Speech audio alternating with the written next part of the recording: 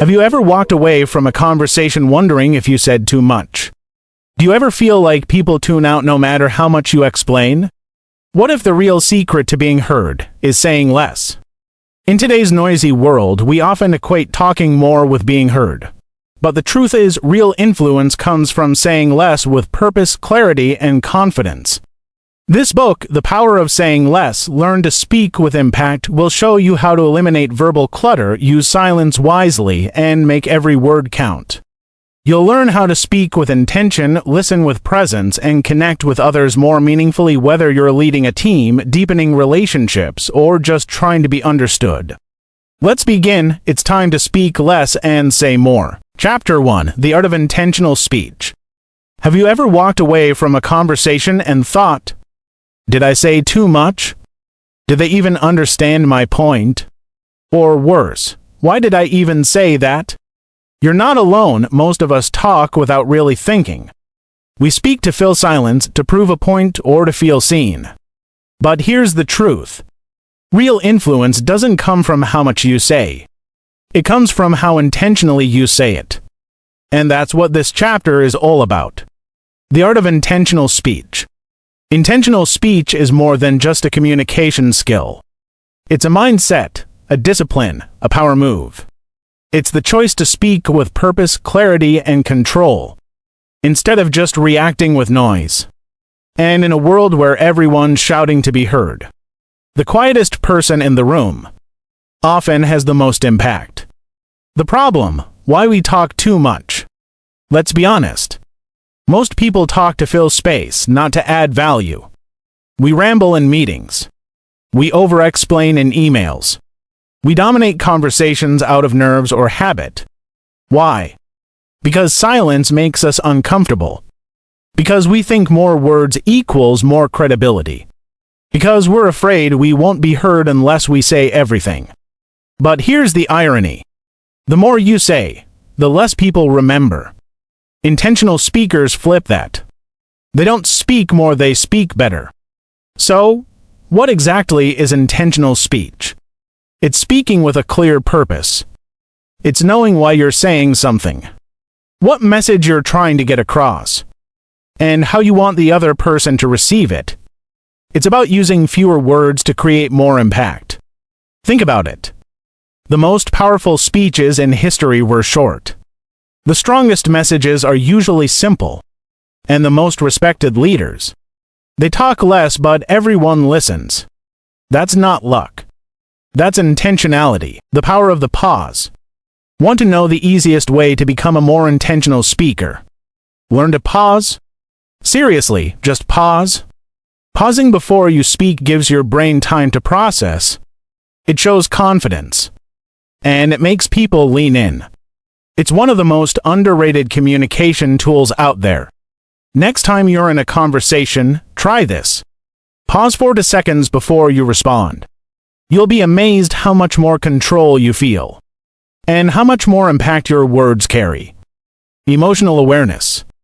Now let's talk about something deeper. How emotions influence our speech. We don't just talk from logic. We talk from insecurity, from fear, from ego. We talk to defend ourselves, to prove something, to be liked. That's why so many conversations get messy. If you want to master intentional speech, you have to be aware of your emotional state. Ask yourself, am I speaking from clarity or from a need to be right? Am I sharing value or just trying to impress? Am I present or am I reacting? Because when your emotions lead, your message usually gets lost. But when awareness leads, your words become powerful. Let's bring this to life with a few quick examples. Picture a CEO in a high-stakes meeting. Everyone's throwing out ideas, talking fast. The CEO listens, stays quiet, then says just one sentence. And the whole room shifts. That's intentional speech. Or a job interview. Instead of rambling through their entire resume, a candidate gives one strong example and stops. The silence, confident. The message, clear. Or even at home. A parent tells their child, "I trust you to make the right decision." That's it, no lecture, just belief. and it lands harder than a 10-minute speech. That's the power of saying less. Now let's get practical. Here are 5 simple ways to practice intentional speech. Number 1. Start with silence. Before you speak, pause and ask, "What's the purpose of what I'm about to say?" Number 2. Cut your words in half. Challenge yourself to express the same thought, with fewer words.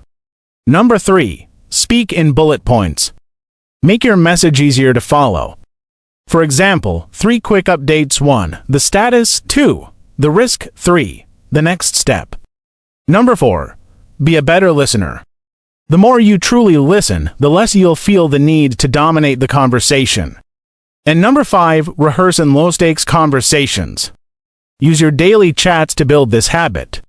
Think before you speak, practice clarity. Watch how people respond. So, why does this matter? Because when you speak with intention, you appear more confident. You're seen as more trustworthy. You connect faster.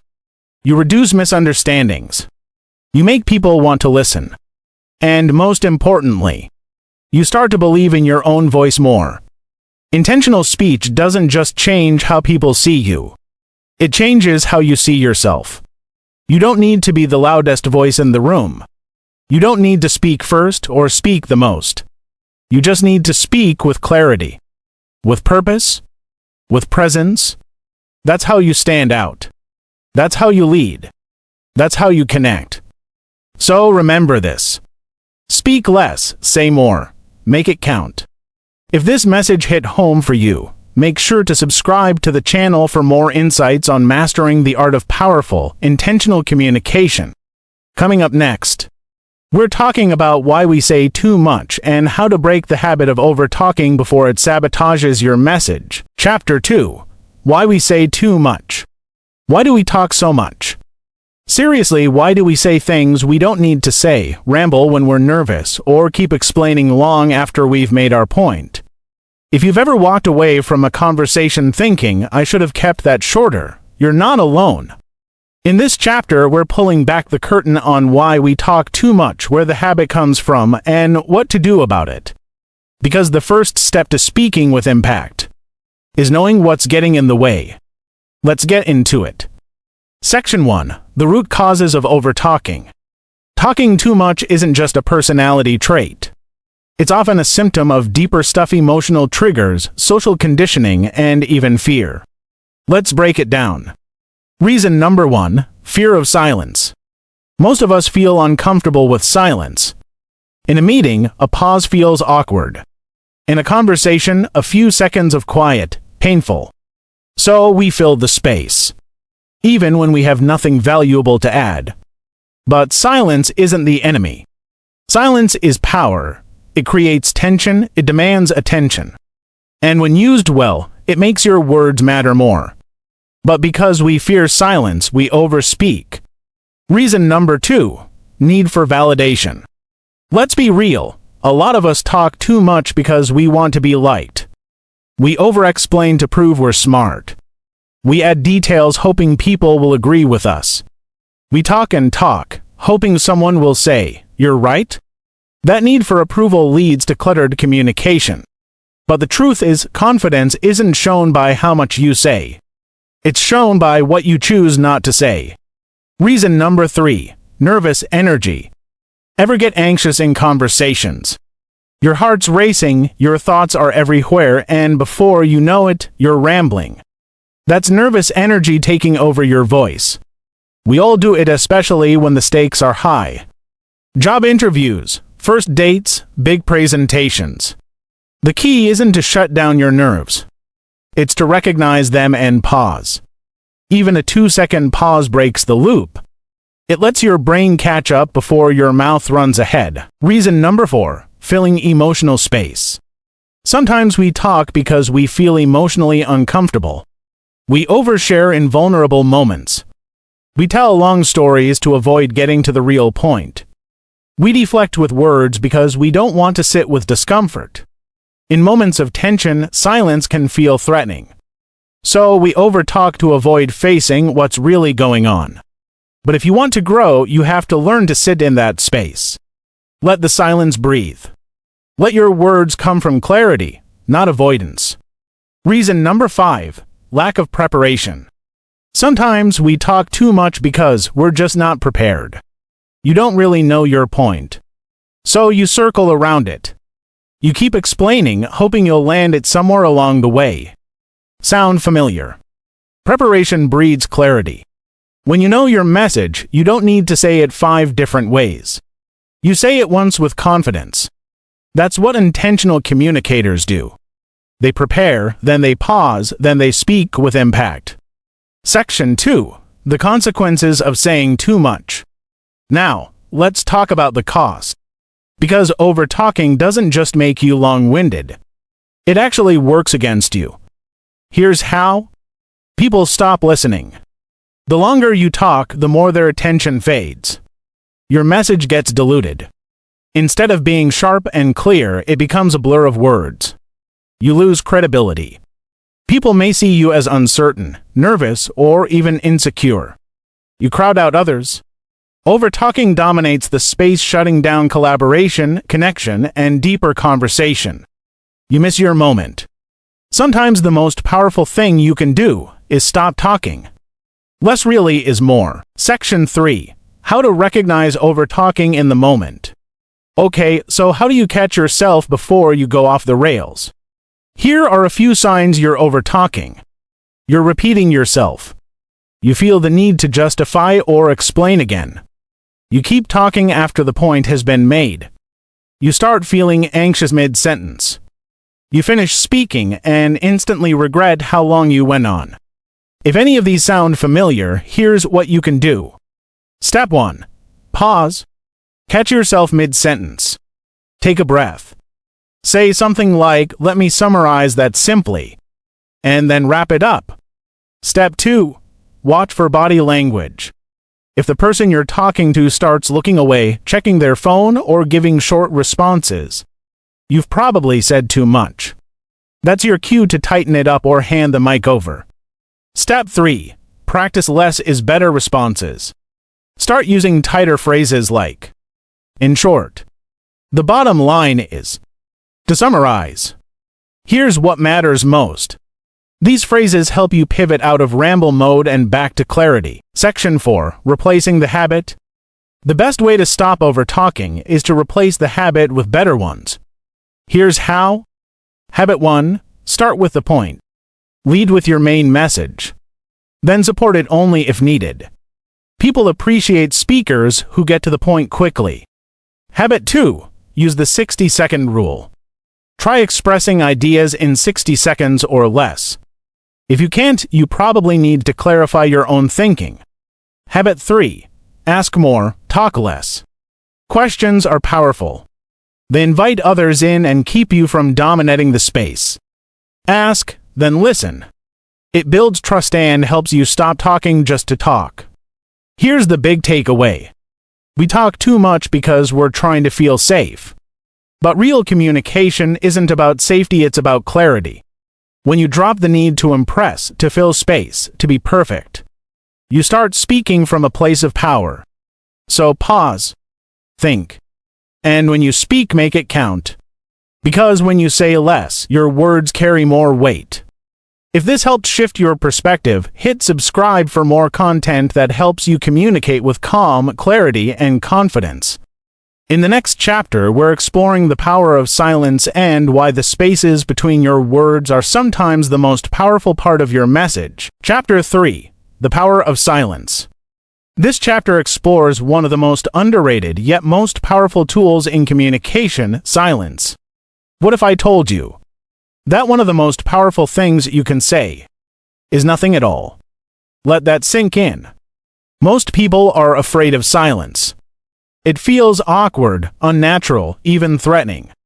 So we rush to fill it with words, explanations, apologies, or distractions. But here's the truth. Silence isn't empty. It's full of power. And if you know how to use it, it can completely change the way people hear you, trust you, and respond to you. In this chapter, we're diving deep into the power of silence. Why it works, how it works, and how to master it. Let's get into it. Section 1. Our fear of silence. Let's start with a tough truth. Most of us are terrified of silence. In conversations, silence feels like failure. In meetings, it feels like dead air. In relationships, it feels like distance. But that fear is learned. We've been conditioned to believe that silence is bad. That if we're not talking, we're losing. That silence means awkwardness, rejection, or weakness. So, what do? We fill the gap with nervous laughter, with over-explaining, with filler words, with noise. But here's what no one tells you. Silence is a tool. Used intentionally, it can be your most persuasive, confident, and strategic move. Section 2. Why silence works. Let's break down why silence is so powerful. 1. It commands attention. When you pause, people tune in. They lean forward, they wonder what's coming next. Silence builds tension and tension builds attention. Think about great speakers, actors, or leaders. They don't rush. They know how to let a moment breathe.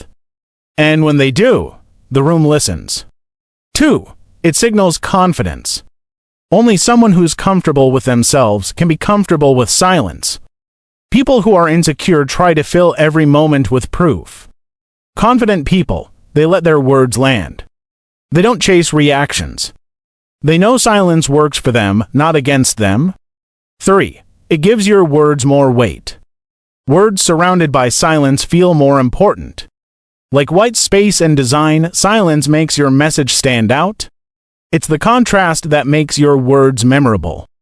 If you never pause, people won't know what to focus on. But if you pause at the right moment, your message hits harder. Section 3. Different types of silence. Not all silence is the same. Let's look at a few kinds and how to use them strategically. 1. The thoughtful pause. This is when you stop briefly to gather your thoughts before responding. It shows you're being deliberate, not reactive. People trust those who think before they speak. Try this. Next time someone asks you a question, don't answer right away. Pause, breathe, then respond. You'll seem smarter, more grounded, and more respectful. 2. The emphasis pause. This one's all about rhythm. You pause after an important point so it can land. Like this. We have one shot at this. Pause. Let's not waste it. That silence after your sentence. That's where the impact happens. 3. The listening silence. This is when you stay quiet to make space for the other person. You're not waiting to talk, you're actually listening. This silence builds trust. It says, I'm here, I'm paying attention, keep going. And here's the secret. Most people will fill the silence if you let them. Sometimes the most powerful thing you can say is nothing. And let the other person reveal what they really think or feel. Section 4. How silence strengthens communication. Let's talk about results. What actually happens when you start using silence well? 1. You reduce conflict. In heated conversations, silence is disarming. It gives both people space to cool down. You don't escalate, you de-escalate. Instead of reacting, you reflect. 2. You increase clarity. Pausing gives you time to choose better words. You speak with precision, not panic. And your message becomes sharper, cleaner, and more confident. 3. You build presence. Silence brings you into the moment. It slows you down. It makes people feel seen, heard, and respected. When you're not rushing to speak, people feel safe to open up. Section 5. How to practice the power of silence. This all sounds great, but how do you actually do it? Here's how to get started. Practice number 1. Embrace the awkward. Start by getting comfortable with small moments of silence. Let someone finish speaking and don't respond right away. Let the space hang. It'll feel weird at first, but eventually it'll feel powerful. Practice number 2. Count to 3. Before answering a question, pause and silently count to 3. It trains your brain to slow down. It breaks the habit of reacting without thinking. Practice number 3. Use silence in your stories. When telling a story, pause after key lines. Let the message land. Let the audience feel it. You don't need music or sound effects. Just a pause. Practice number 4. Be silent in support. Sometimes the best way to support someone isn't by talking. It's by being there, quietly. Holding space. Letting them speak. Letting them feel. That's silence, that's presence. And it speaks volumes. Section 6. Myths about silence. Let's bust a few common myths. Silence is awkward. Only if you believe it is. With practice, it becomes strength. If I don't speak, I'll lose control of the conversation. Actually, silence gives you more control. People lean into stillness. I'll seem passive or unsure. Nope, you'll seem thoughtful, deliberate, and confident. Remember, silence is not absence. It's not weakness. It's strategy. So here's the truth. You don't always need the right words. Sometimes you just need the right pause. Let your message breathe. Let silence do some of the talking. Because in a world of endless chatter, silence is what makes your voice stand out. Speak less. Pause more. Make every word count. If this spoke to you literally or silently, don't forget to subscribe. In the next chapter, we're getting into minimal words, maximum impact, how to say more by actually saying less. Chapter 4. Minimal words, maximum impact. You've probably heard the phrase, less is more. But when it comes to communication, most people do the opposite. They talk in circles, over-explain, and repeat themselves, thinking that more words equals more value. But in reality, the more you say, the more you dilute your message. In this chapter, we're unlocking the skill of concise communication. How to say less while making a bigger impact. Because when your words are few, but powerful, that's when people really start to listen. Let's dive in. Section 1. Why we respect brevity. Let's start with a question. Why do we respect people who speak briefly but clearly? Think about the leaders, speakers, or influencers you admire. Chances are, they're not long-winded. They don't ramble. They don't try to impress you with fancy jargon or 5-minute monologues. They make their point, then stop. That kind of communication commands attention. Here's why it works. It respects people's time. It shows clarity of thought. It builds trust. And it increases retention. In a world full of noise, the sharpest voices are the ones that cut through quickly. Section 2. Why we over-explain. So, why do most people struggle to be brief? There are a few big reasons. 1. We want to be understood. So we repeat ourselves, add more details, clarify again. But ironically, the more we explain, the more confused people get. 2. We lack confidence. We don't believe our point is strong enough to stand on its own. So we overtalk to compensate. But confidence doesn't sound like a wall of words. It sounds like this.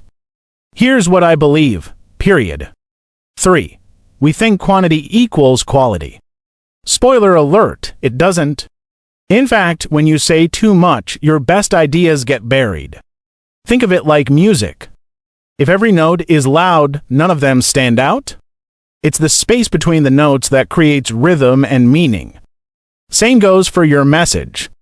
Section 3. The science of shorter speaking. Here's something interesting. According to neuroscience, the average adult attention span is just around 8 to 12 seconds. That means if you don't make your point quickly, people check out mentally, or literally. This is especially true in digital spaces. Emails, Zoom calls, social media. If you don't get to the point fast, you're invisible. So, what's the fix? Learn to speak in tight, high-value sentences. Section 4. Tools for speaking with impact. Let's get tactical. Here are some tools and techniques to make your words carry more weight with fewer syllables. Tool number 1. The one-sentence rule. Challenge yourself to say your main point in one sentence before you go into detail. Example. Instead of saying, Okay, so basically what I'm trying to say is that there are several reasons we should move forward with this, and I'll break those down. Say this. We should move forward, here's why. That's it. One sentence, sharp, clear, direct. Then, if necessary, elaborate. Tool number 2, cut the filler. Watch out for. Just. Kind of. I think. You know? Basically. To be honest. These weaken your message and clutter your delivery. Instead of. I just think maybe we should probably consider this option. Say. We should consider this. Less emotion, more impact. Tool number 3. Say it, then stop. Most people keep talking long after they've made their point. Out of nervousness or fear of awkward silence. But silence isn't weakness. We covered this in Chapter 3, Silence is Strength. So next time you make your point, stop. Let it sit. Let your listener absorb it. You don't have to fill the space. Let your message breathe. Tool number 4, use structure. People love structure. It helps them follow your message. Try formats like 3 reasons why. Here's the problem, here's the solution. 1 question, 1 answer. In summary, it keeps your communication tight and purposeful. Tool number 5, practice compression. Take long ideas and compress them. Example. Long version? We need to make sure that every department has full visibility into the project so that we can ensure alignment. Compressed. Every department needs visibility to stay aligned. Same idea, half the words, twice the clarity. Section 5, the mindset shift. To become a powerful communicator, you need to shift your mindset from how much can I say? To how little do I need to say to make this land? This is not about being cold, robotic, or distant. It's about being efficient with your language. Speaking with intention, not ego. And ironically, when you say less, people actually hear you more. Section 6, when to be brief versus when to expand. Now, you might be wondering, should I always be brief? Great question. Here's the nuance. When clarity matters, be brief. When decisions are being made, be brief. When emotions are high, be thoughtful and brief. When storytelling or teaching, take your time but stay focused. Brevity doesn't mean you never elaborate. It means you never waste words. Section 7, practicing brevity in real life. Here are 3 ways to start applying this today. 1. Rewrite your emails. Take one email you've already written. Now cut it in half. You'll still say what you need but with more clarity and respect for time. 2. Record yourself. Pick a topic, record yourself explaining it in under 60 seconds. Listen back, cut filler. Get sharper. 3. Watch great speakers. Study TED Talks, watch leaders like Simon Sinek or Brené Brown. Notice how they pause, how they speak in short bursts. How little they ramble. Emulate, refine, practice. Here's the truth. The fewer words you use, the more power each word holds. Brevity forces you to think deeply, to communicate with clarity, and to earn your listeners' trust. Because when your words are clean, sharp, and intentional, you stand out in a world full of noise. So stop chasing long speeches. Start chasing sharp ones. Say less. Mean more. And let your words land like punches, not pebbles. Next up in Chapter 5, we're talking about clarity over quantity and how simplifying your message can transform your influence, your leadership, and your relationships. Chapter 5, Clarity over Quantity. Let me ask you something. Have you ever listened to someone talk for 5 minutes and walked away thinking, wait, what were they even trying to say? Now flip that. Have you ever heard someone speak for just 30 seconds? And it hit exactly the point. That's the difference between quantity and clarity. In this chapter, we're cutting through the fog. We're talking about how to simplify your message, why clarity matters more than volume, and how to make sure that when you speak, people get it. Let's get into it. Section 1. The illusion of more words. Most people think that saying more equals being more effective. So, what do? We add details. Then more examples. Then some qualifiers, disclaimers, and backup explanations. Until suddenly, we've said a lot but communicated almost nothing. Here's the truth. More words don't equal more understanding. Clarity comes from simplicity. Think about it. The most iconic slogans, short. The most quoted advice, simple. The most powerful messages in history, clear. It's not about packing in more, it's about stripping it down. Section 2. What clarity really means. Let's define it. Clarity is the ability to express your ideas so that they are immediately understood without confusion, repetition, or overcomplication. It's not just about being brief. It's about being clean, structured, and intentional. It's the difference between someone needing you to repeat yourself 5 times versus someone hearing you once and feeling it. Section 3. Why we struggle with clarity. Let's look at the main reasons we often overcomplicate things. 1. We're not clear ourselves. You can't express what you haven't clarified in your own mind. So you talk in circles, searching for your point, instead of landing it from the start. 2. We want to sound smart. We add big words, complex sentences, and unnecessary jargon, thinking it makes us sound more intelligent. But actually, it creates distance, not connection. Clarity doesn't make you sound less smart. It makes you sound more trustworthy. 3. We're afraid of being too simple. We think if I make it too simple, it might sound basic or obvious. But simplicity isn't basic, it's mastery. As Albert Einstein said, if you can't explain it simply, you don't understand it well enough. Section 4. How clarity builds influence. Here's what happens when you become a clear communicator. People understand you faster. They trust your judgment. They remember what you say. They follow your lead. They seek you out for answers. In leadership, clarity is power. In sales, clarity closes deals. In relationships, clarity builds connection.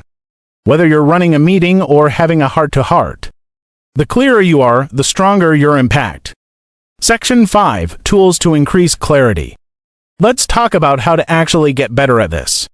Here are 5 tools to sharpen your clarity in any conversation. Tool number 1. Know your point before you speak. Before you talk, ask yourself, what exactly am I trying to say? Can you summarize it in one sentence?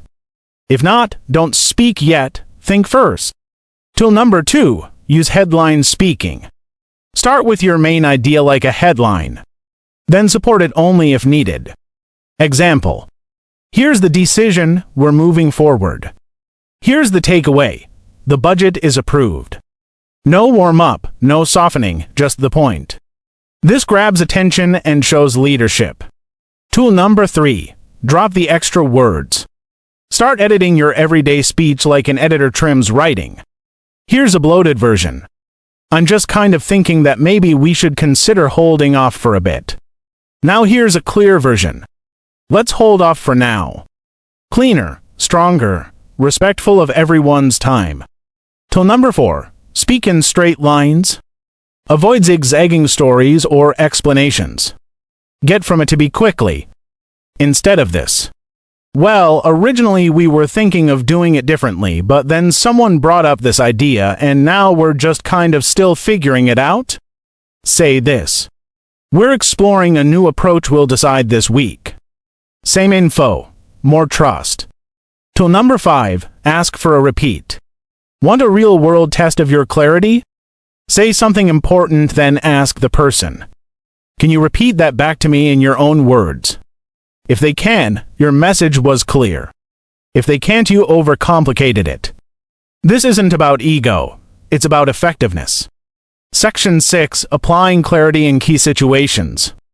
Let's look at where clarity really matters. 1. In leadership. Vague leaders create confusion. Clear leaders create momentum. Your team doesn't need 10 reasons, they need direction.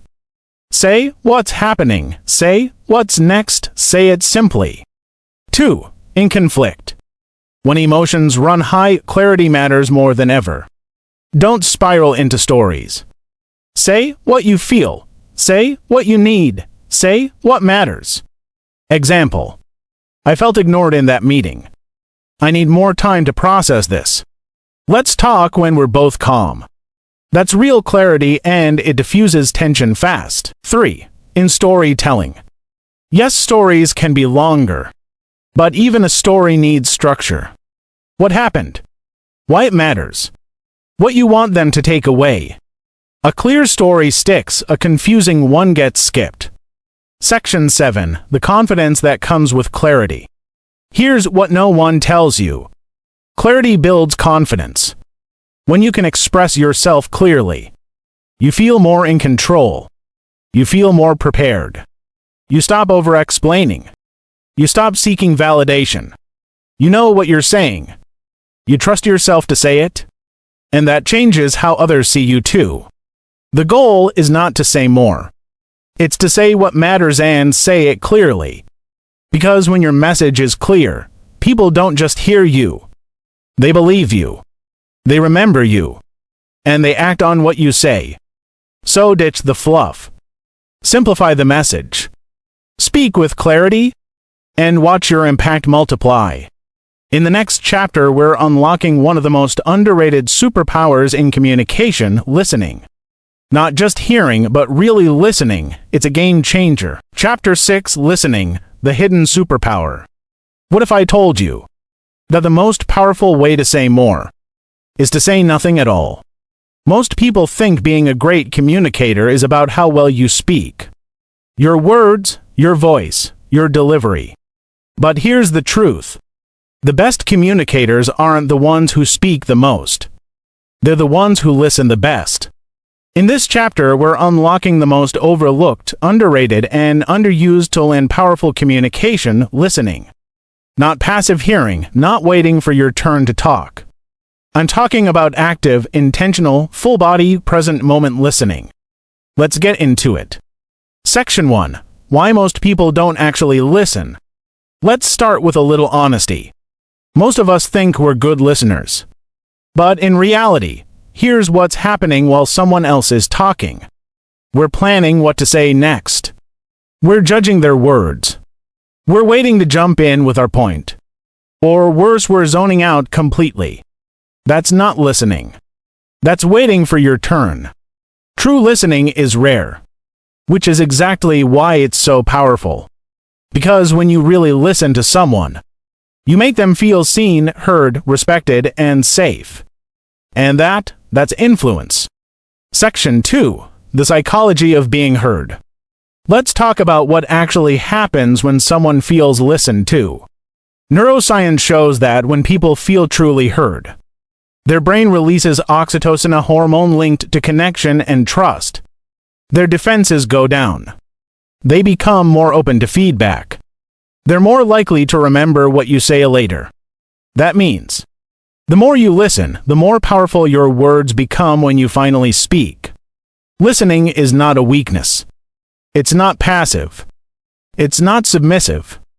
It's strategic, emotional, and magnetic. Section 3.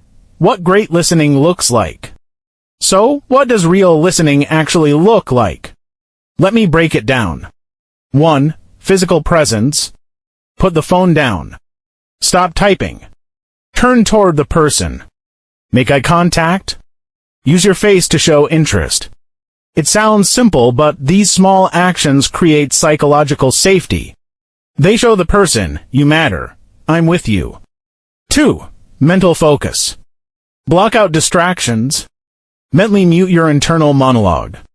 Focus not just on the words but the meaning behind the words. What are they really trying to say? What emotion is underneath? Listening isn't just about decoding language. It's about feeling their experience.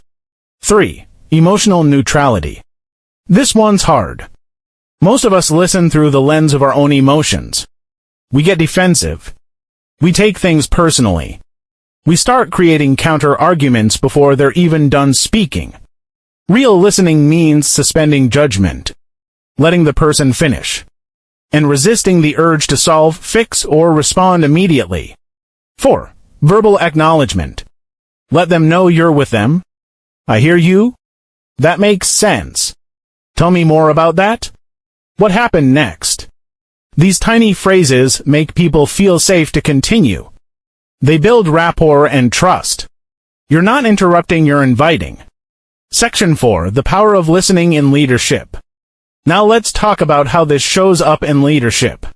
The best leaders are not just skilled speakers, they're elite listeners. They make their teams feel heard, valued, understood, respected. They don't rush to give answers. They ask questions, they pause, they absorb.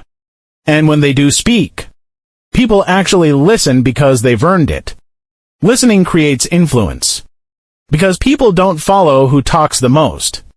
They follow who understands them the most. Section 5. How listening builds relationships.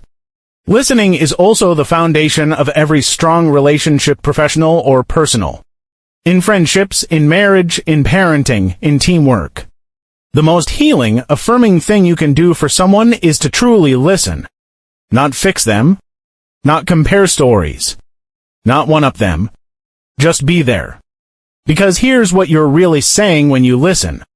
You don't have to prove yourself. I accept you. I see you. I'm here. That kind of energy is rare. And unforgettable. Section 6. Listening versus agreeing. Let's clear up a common myth. Listening doesn't mean agreeing. You can listen deeply and still disagree completely. You can validate someone's experience without endorsing their position. That's emotional maturity. The goal of listening isn't to give in. It's to understand. Understanding is not weakness, it's wisdom. Section 7. Practical ways to become a better listener. Okay, now let's get tactical. Here are 5 ways to build your listening superpower. Tip number 1. Pause before you respond. After someone finishes speaking, pause. Just for a second or two. Let it land, reflect, then respond. That pause signals thoughtfulness and prevents knee-jerk reactions. Tip number 2. Mirror and reflect. Try summarizing what you heard. So, what I'm hearing is, it sounds like you're feeling. Just to make sure I understand, are you saying? This shows that you're engaged and that you care enough to get it right. Tip number 3. Ask better questions. Don't default to yes or no questions. Ask open-ended ones that invite people to expand. What was that like for you? How did you feel when that happened? What do you think we should do next? Questions turn monologues into dialogues and deepen connection. Tip number 4. Listen without fixing. Not every conversation needs a solution. Sometimes people just need space to be heard. Before jumping in with advice, ask, do you want feedback or do you just want me to listen? This small question builds trust instantly. Tip number 5. Practice listening in small moments. Practice in everyday situations. When your partner is venting. When a coworker is stressed. When your kid is telling a story. When a friend shares something vulnerable. Use those moments to build your listening muscle. The more you listen with intention, the more natural and powerful it becomes. Here's the bottom line. Listening is the ultimate communication flex. It takes humility. It takes presence. It takes strength. But when you truly listen, everything changes. Your conversations deepen. Your influence grows. Your relationships flourish. And your words, when you do speak, carry way more weight. So the next time you want to say something powerful, start by saying nothing. In the next chapter, we're getting into verbal discipline. How to train your mind and your mouth to speak less, listen more, and lead with presence. Chapter 7. Verbal discipline. How to train your tongue. Ever walked away from a conversation thinking, I shouldn't have said that. That came out wrong. Why did I even open my mouth? Yeah, we've all been there. But what if you could change that? What if you could develop the self-control to say exactly what you mean? No more no less, no regrets. In this chapter, we're talking about verbal discipline. What it is, why it matters, and how to master it. Because when you train your tongue, you sharpen your message, your presence, and your influence. Let's dive in. Section 1. What is verbal discipline? Let's start with the definition. Verbal discipline is the ability to think before you speak, to choose your words with precision, and to communicate with intention rather than impulse. It's not about being quiet all the time. It's not about walking on eggshells. It's about speaking with clarity, purpose, and self-control. People who lack verbal discipline interrupt constantly, ramble under pressure, speak from emotion, not logic, say things they regret, overshare or overpromise. People who have verbal discipline know when to speak and when not to, respond with calm and clarity, choose their words wisely, are trusted, respected, and remembered. Section 2. Why we struggle with it.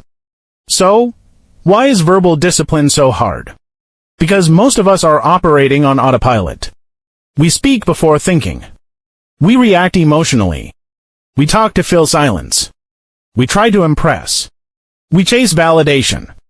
And in doing so, we lose control of the most powerful tool we have, our voice. But here's the good news. Verbal discipline is a skill. And like any skill, it can be trained. Section 3. The power of self-control in speech. Let's be real. Your words have power. They can build trust or break it. They can create connection or destroy it. They can position you as a leader or expose you as reactive and unprepared. The more control you have over your speech, the more control you have over your reputation, your influence, and your outcomes. In high-stakes conversations, verbal discipline equals composure. In conflict, it equals calm leadership. In negotiation, it equals strategic silence. The fewer emotional outbursts, filler words, and knee-jerk reactions you allow, the more powerful you become. Section 4. How to develop verbal discipline. Let's break down how to train your tongue step by step. Step 1. Pause before you speak. We've said this in previous chapters, but it's worth repeating. Pause is power. Even a 1-second delay between thought and speech can turn a reaction into a response. Before you open your mouth, ask yourself, is this helpful? Is this necessary? Is this the right time? Am I speaking from clarity or emotion? That tiny moment of pause can save you from saying something you'll regret. Step 2. Practice the 3-sentence rule. Challenge yourself to say what you need to say in 3 sentences or less. It forces you to think clearly, cut the fluff, get to the point. Example. Instead of, I know this might not be what you want to hear and I'm really sorry, and I just want to make sure you understand where I'm coming from because there are a lot of things to consider. Say, this might be tough to hear, but I want to be honest. Here's where I stand. Let's talk through it. Concise, clear, respectful. Step 3. Observe yourself in real time. Start catching yourself mid-conversation. Ask, am I rambling right now? Am I repeating myself? Am I speaking to be heard or to be helpful? Verbal discipline is not just knowing what to say. It's knowing when to stop talking. Step 4. Reflect after conversations. After important conversations, take 30 seconds to reflect. What did I say well? Where did I talk too much? Where could I have paused, simplified, or said less? This self-awareness compounds fast.